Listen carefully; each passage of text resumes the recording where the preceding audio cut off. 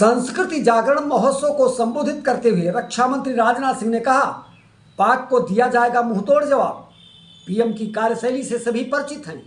आप जैसा चाहते हैं वैसा ही होकर रहेगा। सूडान में सेना और अर्धसैनिक बल रैपिड सपोर्ट फोर्सेस के बीच युद्ध जारी। आरएसएफ ने सूडान के पोर्ट शहर पर ड्रोन से हमला कर दिया। इस हमले में नागरिक सुविधाओं जैसी चीजों को निशाना बनाया गया है।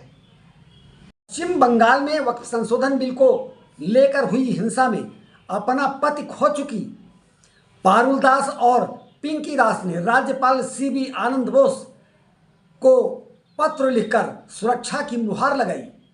उन्होंने कहा, शासन और पुलिस अनेकों प्रकार से लगातार हमको धमकी। राजस्थान के बागीदौरा विधायक और भारतीय आदिवासी पार्टी के नेता जय कृष्ण पटेल को भ्रष्टाचार निरोधक ब्यूरो ने 20 लाख रुपए की रिश्वत लेते रगे हाथों पकड़ लिया। सुप्रीम कोर्ट में वक्फ संशोधन अधिनियम को संवैधानिक चुनौती देने वाली याचिका पर सुनवाई आज। अदालत ने सरकार को दिया था 2 हफ्ते का समय। कानून के 2 बिंदुओं को क्रियान्वयन पर लगा दी थी रोक।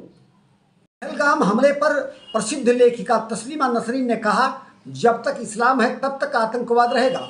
उन्होंने कहा, 2016 में मुसलमानों को इसलिए मार दिया गया क्योंकि वह कलमा नहीं पढ़ पाए। उन्होंने कहा, जब तक आस्था को तर्क और मानवता पर हावी होने दिया जाएगा तब तक ऐसा ही होता रहेगा। उन्होंने पाक के करतूतों की निंदा की। भारत पाक तनाव की आंच सीमावर्ती इलाकों में भी पहुंच गई है।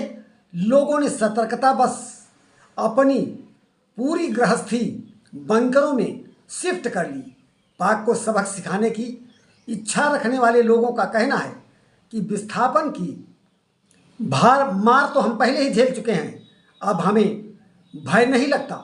उपराष्ट्रपति जगदीप धनखड़ ने कहा, खाद्य सब्सिडी और किसान सम्मान निधि में हो बदलाव। उन्होंने सरकार को नसीहत देते हुए कहा, किसानों को धोखा नहीं देना चाहिए।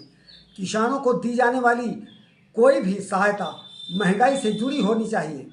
किसानों को दी जाने वाली रुपए 6,000 की सम्मान निधि भी उतना ही है।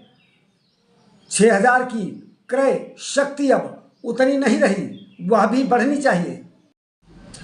भारत पाकिस्तान तनाव के बीच पाक के राजदूत मोहम्मद खालिद ने खुलेआम भारत को दी धमकी।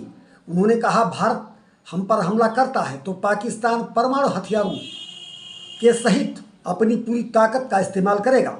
रेल मंत्री अब्बास ने भी भारत को परमाणु बम की धमकी दी।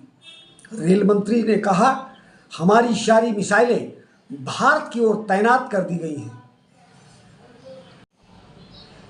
लखनऊ के इंदिरा गांधी प्रतिष्ठान में रविवार को विश्व हिंदू परिषद के नेतृत्व में धर्म संसद का किया गया आयोजन, जिसमें अयोध्या, काशी और मथुरा समेत पूरे देश से साधु संतों के साथ उत्तर प्रदेश के डिप्टी सीएम ब्रजेश पाठक भी हुए शामिल।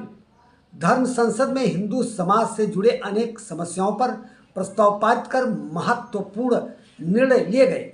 धर्म संसद में 7 प्रस्तावों पर लगी मुहर।